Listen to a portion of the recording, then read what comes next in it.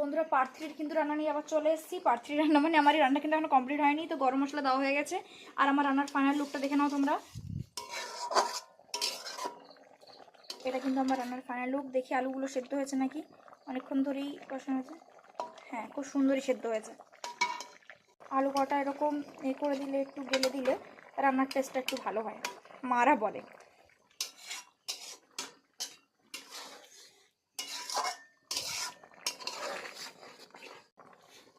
আর তোমাদের কিন্তু কোয়েশ্চেন থাকলে কিন্তু অবশ্যই আমাকে কোয়েশ্চেন করতে পারো। আর যা কোয়ারিজ আছে আমি আমার কমেন্ট সেকশনে রিপ্লাই দিয়ে দেবো। তোমরা যেখান থেকে দেখছো সেখান থেকে আমাকে কমেন্ট করো যে দিদিভাই আমি এখান থেকে দেখছি, ওখান থেকে দেখছি। তো অবশ্যই আমি তোমাদের কমেন্টগুলো নেওয়ার চেষ্টা করবো। তো এবার আমি রান্নাটা হয়ে গেছে, রান্নাটা কিন্তু হয়ে গেছে। এই যে এবার নামিয়ে নেবো তরকারিটা।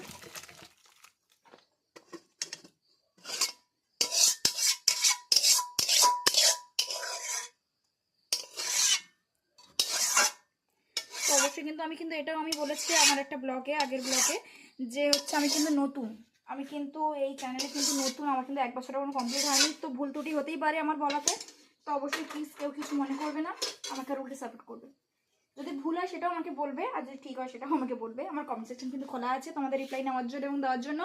তো অবশ্যই অবশ্যই অবশ্যই নেক্সট ভিডিও পাওয়ার জন্য আমার চ্যানেলটাকে সাবস্ক্রাইব করো এবং পাশে থাকা বেল আইকনটি অল করে দাও এবং শেয়ার করে দাও। আমারও ইউটিউব পার্টিসিপেন্ট বাড়াও, তোমাদের সাপোর্টে সব কিছু হবে।